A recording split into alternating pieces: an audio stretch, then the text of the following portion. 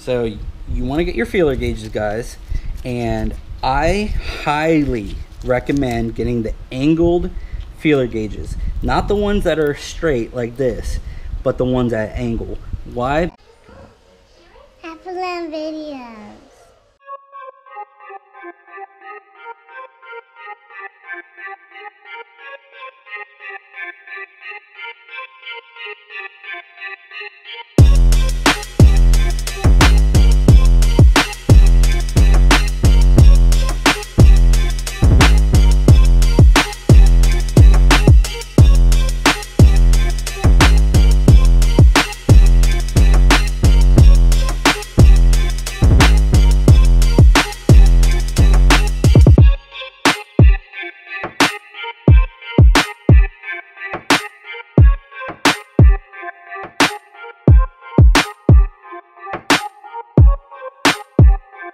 What is up, guys? Welcome back to HLP Products. So today it's a little bit of a slower day, so I got some time to give you guys a video. And today what I wanted to work on is what we get a lot of requests on, and that would be valve lash. So setting your mechanical timing, which we already went over in the past video, but also setting the valve lash or the valve clearance. So a lot of the time you're gonna need to do this just for normal maintenance. So every 100,000 miles, you're gonna need to reset your valve lash just from, you know, normal wear and tear, the rockers and the little stopper or the clearance rod. I don't know the proper term for it. I don't even know if it has a proper term, but you basically have a little rod and then a locking nut. Obviously it wears on the rocker, so it's gonna wear out very slightly over time, but also the intake and exhaust valves, they tend to loosen or tighten up over time as well. So diving into things, guys, I got it set up here. This is our AMSOIL engine building corner. So this is where we're gonna do all the engine building, assembly, sonic cleaning, all that good shit, you know, head assembly. Got more heads over here for another engine build. Guys, we have just been cranking engines out. So this would be, I think, the fifth or sixth engine in the last 2 months. So this is actually a high compression. This is a 12.2 to 1 compression ratio J35Z engine going into a 09 to 14 Acura TL. So he's going to be running 12 to 1 or 12.2 to 1 compression. Believe he's going to go E85, but even if he doesn't, 93 is fine as long as you tune for it correctly. But he's going to be E85. You can see we already have all of our SuperTech valve train in there. Let's see if I can get you a better view, guys. Let me get this So as you can see there, guys, have our HLP SuperTech 10K RPM valve springs in there, SuperTech titanium retainers, HLP stage 2 no limit camshafts are in there. Obviously the block is our HLP high temp ceramic enamel finish, which can help with, you know, just overall combustion temps. It will help the engine run just slightly cooler, so it can help with detonation and other things. But just looking at the engine, guys, she is in beautiful shape as always. You guys know the deal. All of our engines come out looking mint, just like this. Everything is refreshed, everything is sonic cleaned, everything's good to go. But first things first, guys, and what I went over in our last video, you're going to want to make sure you set your mechanical timing. First things first, set your mechanical timing, okay? That's what you need to do in order to set your valve lash. And as I was talking about on the previous clip, when I said that little rod, if you guys know what the proper term for this is, because I can't find it in the manual, I've always just referred to it as valve lash. I've never referred to these little push rods that basically push down on top of the rocker or on top of the valve stem. So maybe it is a push rod, but I guess we'll call it a push rod. So the valve lash push rod, and then you have the locking nut right here. So this little flathead screwdriver slot is how you adjust the valve lash. Obviously you'll need to break this nut loose, so that's the locking nut, and then you use that flathead screwdriver slot to adjust the push rod that pushes down onto the valve. All right, but first things first, guys, I'm gonna go ahead, I'm gonna set up mechanical timing. If you guys are unsure of how to do that, simply look back in our last video that we made on setting mechanical timing and how I like to do it. I like to use the tensioner, or the idler pulley, and that's how I set it up. I never mess with the actual tensioner or releasing it with the spring, or not the spring, with the pull tab. I never do that, guys. I always set the timing, install the timing belt by leaving the idler pulley loose. So again, check back our last video on how to do that.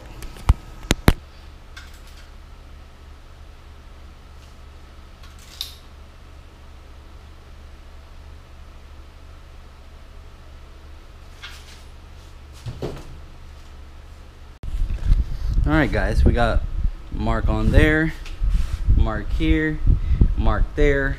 Everything is bolted down, torqued down. See, boom, boom, boom, boom. Good to go. All right, so once you have your timing belt installed, you have the crank at top dead center, you know, mark on the crank sprocket lined up with the timing mark on the engine block. We like to I like to mark it with red just to make it stand out a little more, make it easier for your eye to catch it. Same with the crank, the cam pulleys. Line it up with the cam guard, and just make sure all your timing marks are at top dead center. So once that happens, you are good to set valve lash. Now, guys, you always want to set your valve lash with the engine completely cold. So if you just ran the engine, or if it's a daily driver and you're doing your 100,000 mile maintenance, you want to make sure the engine is completely cold. All right, so what I prefer to do is I will let the engine or the car sit overnight, and then in the morning, when it's the most cool out, or you know, you just don't want it to be super hot out, I go and I set the valve lash then. Really, if you have to do it in the afternoon or anything like that, the ambient heat isn't really going to affect it. I just prefer to do it, you know, first thing in the morning when it's coolest out. You know that none of the metal has expanded, so it's not going to throw off any of your valve lash clearances. All right. So moving forward, guys, like I said, once you have your timing marks all lined up, what this will do is put it on cylinder number 1. So with the crank at top dead center and both cam pulleys on their marks, it's going to be cylinder number 1. And if you look on your front cam pulley, there's going to be numbers. All right, they do not go in order. They go 1, 6, 3, 5, 2, 4. That is the firing order of these engines, of the J series engines. All right, so knowing that the crank sprocket's at top dead, cam is at top dead, cam is at top dead, you know that's cylinder number 1 because it will show number 1 on the cam pulley. All right, so looking at the engine from the front of the car with the accessory drive to the left, so this would be the passenger side of the car, this would be the driver's side, this is the windshield. You always want to refer to the engine as the accessory side or the crank snout side. All right, so looking at it from the accessory side, accessory will be on the left.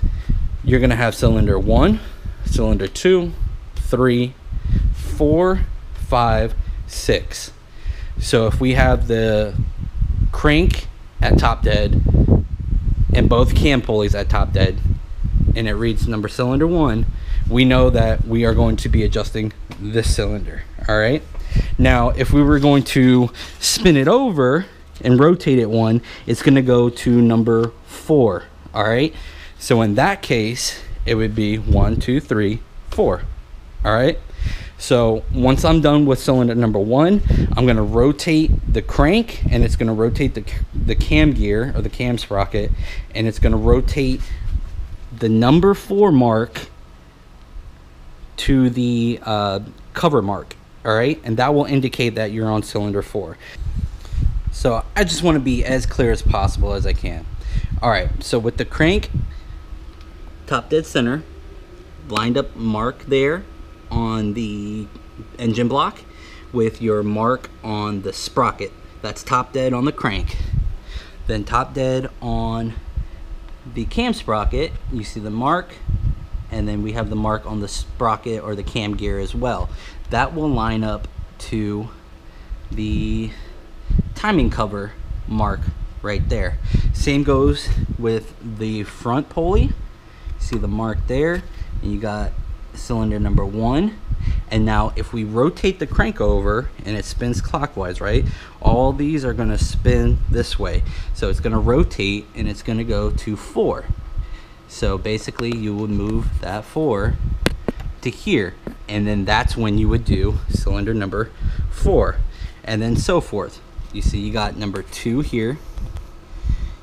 Let me see, you got number 2 there, so number 2 would rotate to here, and then you would do cylinder 2 adjustment, and so forth. I hope that makes sense, guys. I'm just trying to be as clear as possible so you guys understand. The front cam pulley will indicate which cylinder you're going to adjust. All right, you don't have to rotate the engine completely over. Literally, you'll just spin the crank a little bit until this number matches up with the front cam cover timing mark. All right.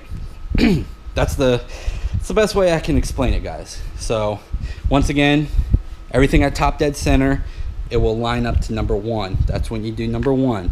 Then you're just going to rotate the crank over, and it's going to spin over to the next number, which happens to be number 4. You're going to spin it to the timing mark there, and then that's number 4 here. Then it goes to 2, and you'll go to 2. Then it will go to 5, and it will go to 5 here. Then it will go to 3, and you'll adjust here. All right, and that's it. That's pretty much it. So now let me get into the actual valve lash clearance adjustment. All right, guys. So getting into the actual valve lash adjustment, we know that we have the crank at top dead center, rear cam pulley at top dead center, and front cam pulley at top dead center. All right, and when they're at top dead center, they're pointing to cylinder number 1. So again, this is the accessory side, 1, 2, 3, and then 4, 5, 6. So this is cylinder number 1. What OEM specs call for is 8 to 9 thou. So that's 0.008 to 0.009 thousandths of an inch. All right, that's going to be on the intake side. So the best way to think about it is simply look at your intake ports. You know, the intake ports are in the V of the engine. It's on the inside of the V. So the V of the engine, it's on the inside, being that the runners bolt here, and then you have intake manifold here. So these adjustments that you're making here are going to be all intake. All right, and then obviously the exhaust is the opposite. It's going to be on the exhaust outlet side. So here are going to be all the outlet adjustments. All right, so you know these are going to be 8 to 9 thou, and then on the exhaust side it calls for 11 to 13. So what I have found throughout the years is the intake side tends to tighten up over time. So if you set it at 9 thou, at that 100,000 mark, you may be 7 to 8 thousandths of clearance because it tightens up. Where the exhaust side actually does the opposite. The heat makes it loosen up. So if it's calling for 11 to 13, I'm going to want to set it at 11. That way, at that 100,000 normal maintenance mark, where you would have to go back and do a valve lash adjustment, you may only be 12 or 13 thou because again, this is going to loosen up, so we favor, so it's 11 to 13 thou are the clearances suggested. We will do 11 on the exhaust side because they loosen, and then on the intake side the clearances are 8 to 9 thou. We will do 9, and because they tighten sorry, because they tighten, so over time they will still be within spec, and I have never had an issue doing it this way with valve lash adjustment. All right, so you want to get your feeler gauges, guys, and I highly recommend getting the angled feeler gauges, not the ones that are straight like this, but the ones at angle. Why? Because it's a pain in the ass to get the straight ones in there properly without having them bent and applying additional forces to the push rod for the valve lash adjustment, or the valve lash. Because when you go in there with a straight piece, you have to bend it like that. You see what I mean? So I like the angled feelers where you literally can get it in different angles and not have any issues. All right, guys, sorry if you hear chickens or dogs. There's tons of animals around here. Personally, we have like 8 chickens, so we get a shitload of eggs. We also got a couple roosters in there, so occasionally you may hear a rooster going off. Neighbors have dogs constantly barking. We have dogs. It's very animal friendly up here. But anyways, all right, guys, so getting into what I was discussing earlier, or in the last clip, about valve lash. So I'll show you right here, guys. Like I said, guys, repair manual. Even if it's a Haynes manual, you'll live and die by it, guys. It's bailed us out so many times. It's a dead horse by now. I've beaten it plenty of times, and I've told you guys about it. Repair manual. It has all the clearances. At a bare minimum, you get your clearances, your torque specs, you get all that shit from here. It's simply too much to remember on an entire engine build to remember every single torque clearance on the engine, let alone clearances. All right, like I said before, I'm gonna just point. We have some cheat sheets over there for our bearing clearances and what I like to run, but outside of that, everything else I refer to the manual. So looking at it further, you can see here valve clearance, intake side, that's millimeters. Jeez, shut up. You got 8 thou to 9 thou, and as you'll see here, I even wrote a long time ago, they tend to tighten. I've found them on the low side, so usually I'll find them at, you know, 6 or 7 thou, so they tend to tighten. The exhaust side, they tend to loosen up from the heat. So if it calls for 8 to 9 thou and they tighten, I run a 9 thou feeler. I don't know if this will pick it up on camera. I run a 9 thou feeler, and I use a 10 as the no-go. So the method that I use is the go, no-go method. I've used it for what, since 2008, 2010. So we're talking like a decade and a half, guys. I've been using this, and I've never had a freaking issue with valve lash after I started using it. Before, I would just do the normal thing, and I would use the straight feeler gauges like I just discussed before I went to the angle gauge and the angle feeler gauge and the go no go method. It was constant headaches, man. I lost the compression in one cylinder. You know, it was just a pain in the ass to adjust overall. But since I went angle feeler and the go no go method, never had issues. So like I said, guys, the intake calls for 8 to 9 thou clearance. Being that they tend to tighten up on the intake, I will do a 9 thou, and I will use a 10 as the no-go check feeler gauge, because over time it will tighten up. So instead of 9, it will go down to 8, which is still in spec. Now for the exhaust side, refer back, it's 11 to 13. So what I'm going to use here, because they tend to loosen up, I want to favor the tighter side on the exhaust side. So I'm going to use, I don't know if you can see it, I'm going to use, oh shit, I'm going to use an 11 as the set gauge, and I'm going to use a 12 as the no-go test. All right, that way I know it's set at 11. If the 12 doesn't go in there, it's at 11 and I'm within spec. And again, it's going to loosen up over time, so that 11 will end up turning into a 12 or 13, which is still within spec. So the last tools you'll need after the feeler gauges, all right, we already went over the specs on that and how I prefer to spec it out. Again, intake tends to tighten over time, exhaust tends to loosen. So the next two things you're going to need tool wise are going to be a 10 mil wrench. We like to do the open or the full end, not the box end, because you can get on there and you can really wrench down on it. Next is going to be a flathead screwdriver. All right, so I like to get the tip that is the thickest that will fit into the slot. Why? Because you will have play if it's too thin, and that play can lead to your specs being off.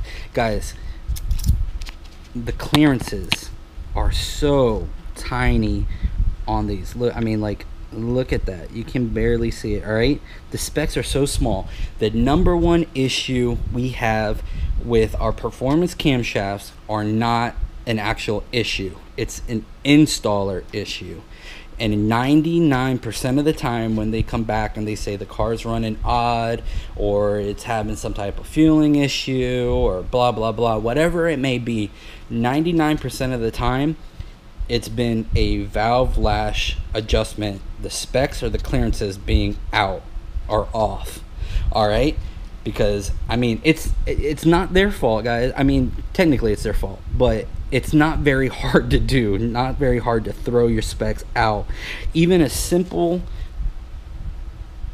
barely a turn like that will throw it way out of spec. So it's very important that you just adhere to what I'm saying in this video, and you pay attention and you double check after you're done. And like I said, guys, the no-go method is by far the best way to do it. All right, so jumping back in, we know we are at top dead center on the crank and all the cam pulleys, all right, front and rear. So we know we're on cylinder 1. Here's cylinder 1. This is the intake side, because towards the middle where the runners would be is where the intake comes in. Outside of the block, or on the outside edges, are the exhaust. So these would be exhaust down here, intake here. So I'm gonna start with the intake, and like I said, guys, I'm gonna use the 9 and 10. 9 is going to be to set it. 10 is going to be be for coming back to checking that we are still in spec. So let's get started here, guys. All I'm going to do now is I'm going to crack that loose and that loose. These are the locking nuts. All right, you got the two locking nuts. Crack them loose. You want to crack them and have a little bit of play in them, so you can actually spin. You can actually spin that push rod that actually pushes down onto the head of the valve. Oop, shit. And guys, just like that fell right there, you want to make sure that your feeler gauges are also clean, and you apply just a tiny bit of amount of oil to the tip that's going to go in between the push rod and the head of the valve, or the stem of the valve. You just don't want any dirt or in there, because like I said, the specs are so tiny that it could throw it off. So I'm going to use the 9 feeler gauge.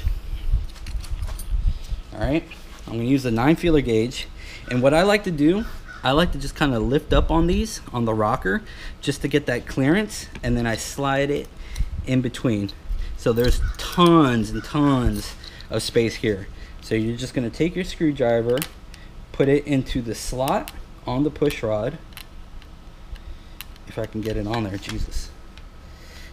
All right, slot on the push rod, and then you're just gonna tighten down to where you pull and it doesn't come out. This is how I do it. So tighten down till it pulls and it doesn't come out.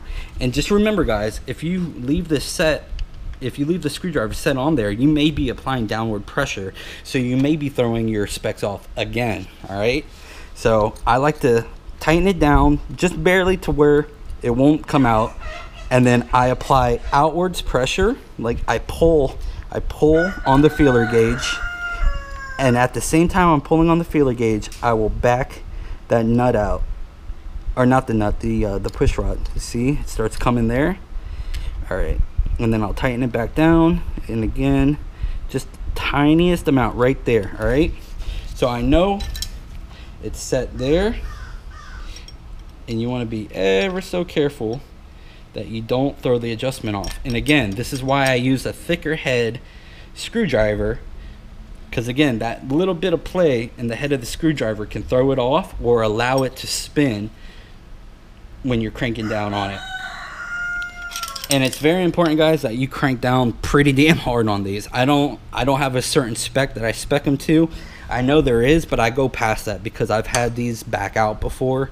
It sounded like I bent a valve or something, but I've had these back out, and now I simply just crank down on it to the best of my ability, making sure, you know, I'm not going to strip it out, but I just kind of crank down on it.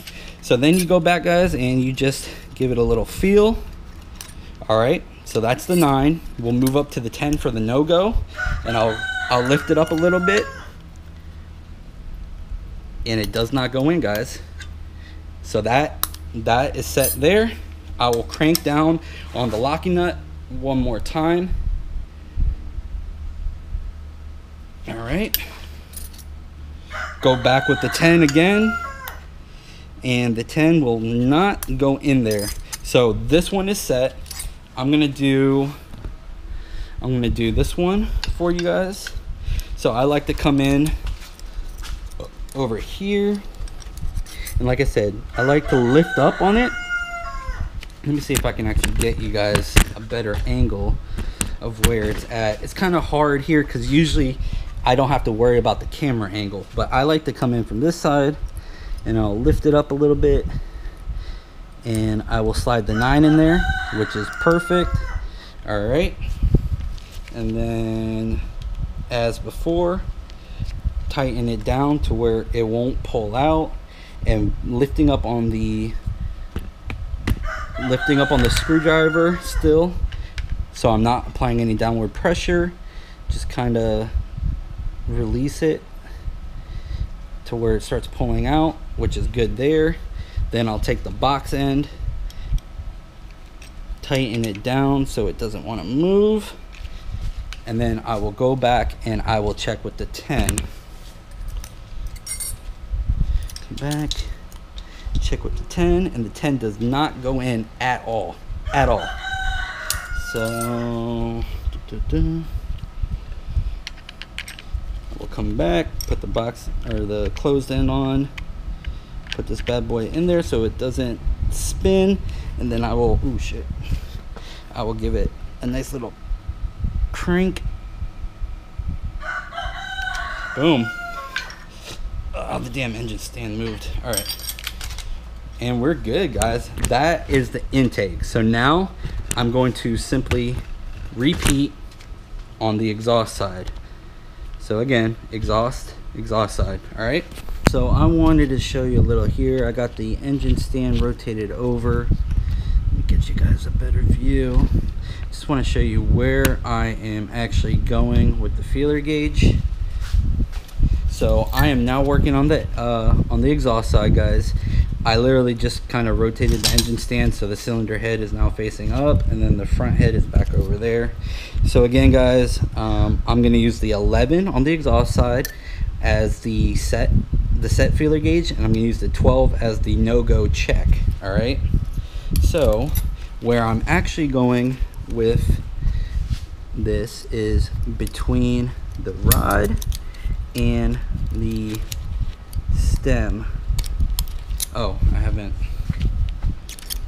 locked these out, but just feeling it here, guys, that should go through, and it's not. So these are already tight. All right, so if it was set properly, because you got to remember we are at top dead center cylinder number 1 on both cam pulleys and the crank. So I'm going to crack these lock nuts loose. All right, loose, and then I just give it kind of like a quarter to a half turn just to make sure I have some play in there. And then I am going to use the 11 feeler gauge. 11 feeler gauge, and I'm gonna go between the head of the valve, or the top, the stem of the valve, and that's not going in. So I need to loosen this up. Loosen, still loose. All right, there we go. All right, so it was about a couple turns out. So I'm gonna tighten it down to where it doesn't want to pull out. Oh, that's pulling out a little bit. That's actually pretty damn good, but I'm still gonna tighten it down just to adhere to what I've been telling you guys, and then lift up on the screwdriver slightly, and then just lightly back that out. That's some good tension there. It's moving. Take the box end.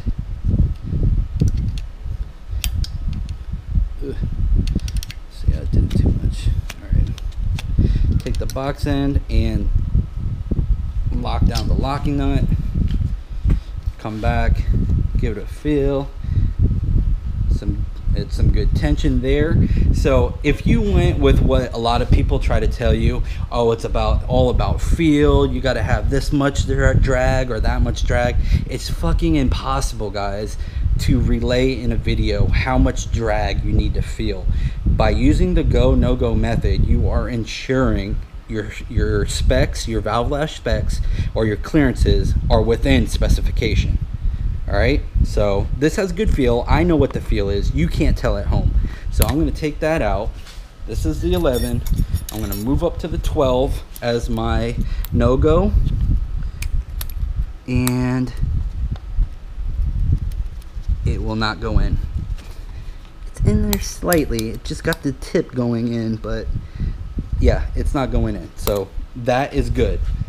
Now simply rinse and repeat on this one over here, because it's still the same cylinder one, because you have two intake valves and two exhaust valves per cylinder.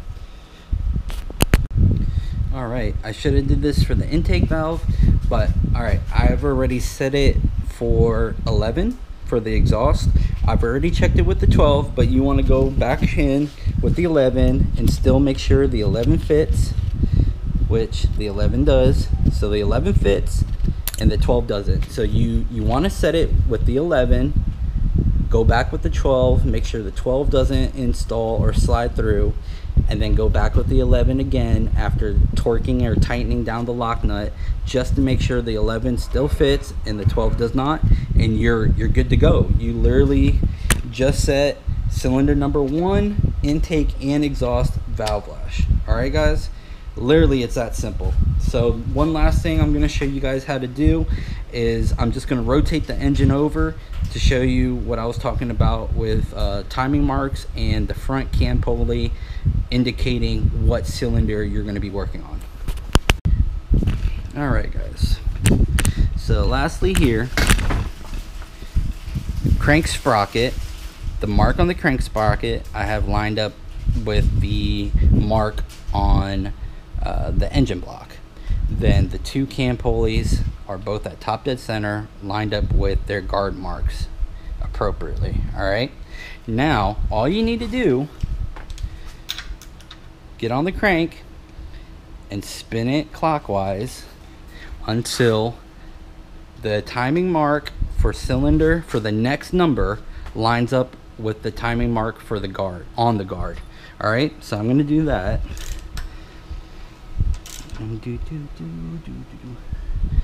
Get out of my way really quick so I can see. All right, there it is. Let me detach you guys here. So we literally went from number 1, rotated it clockwise, and now we are on 4. So again, guys, the first one we did was cylinder number 1. Now we are going to move 1, 2, 3, 4. So this is the next one I'm going to do, the next cylinder. All right, and then so forth. So again, guys, then the next number is going to be 5, or I'm sorry, not 5. The next one's going to be 2. 2 is going to rotate over to the timing mark on the cover. Then you're just going to go 1, 2. You're going to do the intake, both intake valves and both exhaust valves per cylinder, and just do that until you've done all of them. All right, Anyways, guys, I hope it wasn't too convoluted. If you have any questions, just comment below, or rewatch the video, because I did go over pretty much everything that would be helpful, or any tips that we use here. Apologize if there was too much noise, or the damn chickens or the dogs were barking or anything, but hopefully you could hear me. It wasn't too convoluted and you guys got a little bit of something out of it. If you did, please hit the thumbs up, like, share. It does help our channel out, and it will help us grow and get to more viewers, more potential customers, and just overall spread the word about the J series and how amazing this platform truly is. If you want to find our online or our performance parts online, just go to HondaJSeriesEngine.com, and you can follow us in real time, pretty much real time, on Instagram, which is just on Instagram at HalferLand Performance. All right, guys, I appreciate it, and take care. Peace.